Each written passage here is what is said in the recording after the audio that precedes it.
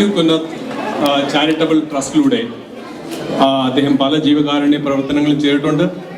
അതിലൂടെ 500-ൽ പരം ഫാമിലികൾക്ക് ഒരു മാർഗദർശിയും വഴികാട്ടിയും ജീവിതത്തിൽ ലക്ഷ്യമുണ്ടാക്കാനും അദ്ദേഹത്തിന് സാധിച്ചു. ഫാദറിനെ കുറിച്ച് ഒറ്റ വാക്കിൽ എന്നോട് എന്തെങ്കിലും പറഞ്ഞു കഴിഞ്ഞാൽ ഞാൻ ഇതാണ് പറയുന്നത്: he's a man who wax A talk. ഈ വാക്കുകളോടെ ഫാദറിനെ ഞാൻ സ്റ്റേജിലേക്ക് ക്ഷണിച്ചോളൂ.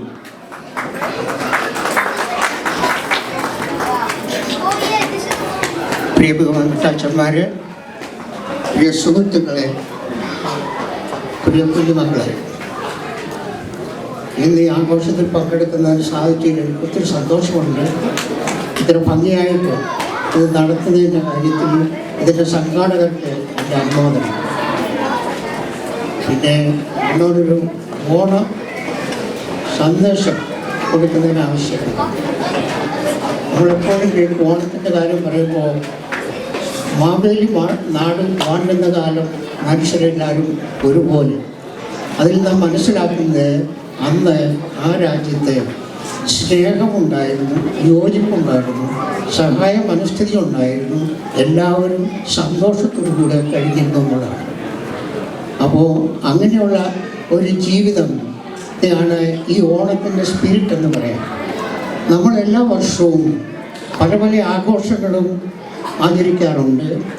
പിന്നെ ക്രിസ്മസ് ഉണ്ട്, ഈസ്റ്റർ ഉണ്ട്, Vishu, Thiruvathira, new year and so on. അങ്ങനെ ഒരുപാട് ആഘോഷങ്ങളുണ്ട്. അതുപോലെ തന്നെ ചില മഹാന്മാരെ ബഹുമാനിച്ചുകൊണ്ടുള്ള ആഘോഷങ്ങളുമുണ്ട്. ഒരുപക്ഷെ ഈ ആഘോഷങ്ങളെല്ലാം എന്തിനാണ് അടങ്ങിയിരിക്കുന്നത്? നമ്മൾ ഒന്നിച്ചു കൂടും, പുതിയ വസ്ത്രം അണിയും, നല്ല ഭക്ഷണം കഴിക്കും, പിന്നെ ഇതുപോലെ കലാപരിപാടികളെല്ലാം ഉണ്ട്.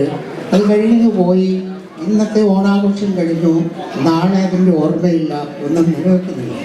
പക്ഷെ എൻ്റെ അഭിപ്രായം, ഓരോ ആഘോഷത്തിൽ നിന്നും നമ്മൾ അല്പമെങ്കിലും നമ്മുടെ ജീവിതത്തിലേക്ക് ഉപകരിത്തിലേക്ക് കൊണ്ടുപോകണം. അതിൻ്റെ സ്പിരിറ്റ് ഇത് ഓണാഘോഷത്തെപ്പറ്റി പറയുമ്പോൾ ഞാൻ ഓർക്കുകയാണ്, ഒരുപക്ഷെ എനിക്കൊരു കാര്യം സജസ്റ്റ് ചെയ്യാൻ പറ്റുമായിരുന്നു. അത് മാവേലിക്ക് ഇഷ്ടപ്പെടും. കാരണം നമ്മളെല്ലാവരും മനുഷ്യരാണ്.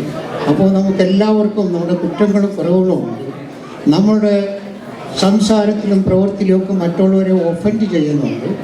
നമ്മൾ അങ്ങനെ മറ്റുള്ളവർ ചെയ്യുമ്പോൾ we get offended. And there's a saying, it is human to be offended, but it is devilish to keep grudge or hatred or enmity because of that. So the conclusion is that we should be able to forgive and forget others' offense. So ഇന്നത്തെ സെലിബ്രേഷൻ്റെ ഒരു സുവനീറായിട്ട് ഞാൻ suggest ചെയ്യുന്നതാണ്, നമുക്ക് ഓരോരുത്തർക്കും നമ്മളോട് ചോദിക്കാം, എൻ്റെ ജീവിതത്തിൽ ആരെയാണ് എനിക്ക് ഇഷ്ടമില്ലാത്തത്? വെറുക്കുന്നെന്നുള്ള വാക്ക് ഞാൻ ഉപയോഗിക്കുന്നില്ല, എനിക്കിഷ്ടമില്ലാത്ത ആരും. ചില ഒരേ കുടുംബത്തിൽ തന്നെ പരസ്പരം ഇഷ്ടമില്ലാത്തവരുണ്ട്, അല്ലെങ്കിൽ ഒരേ നെയ്ബർഹുഡിലുണ്ട്. ചിലരുടെ വീട്ടിൽ പോകുന്നത് നമുക്ക് ഇഷ്ടമില്ല, ചിലരെ ഒരുപക്ഷെ വർഷങ്ങളായിട്ട് നമ്മൾ ഫോണിലൊന്നും വിളിച്ചിട്ടില്ല. അങ്ങനെയുള്ള ഇതുണ്ട്. അപ്പോൾ അങ്ങനെ ഉണ്ടെങ്കിൽ ഞാൻ ഓർക്കാൻ ഈ ഓണാഘോഷത്തിൻ്റെ ഒരു സ്മാരകമായിട്ട് ഒരു തീരുമാനമെടുക്കുക. എൻ്റെ ജീവിതത്തിൽ ഞാൻ ഒരിത്രയും വെറുക്കുന്നില്ല.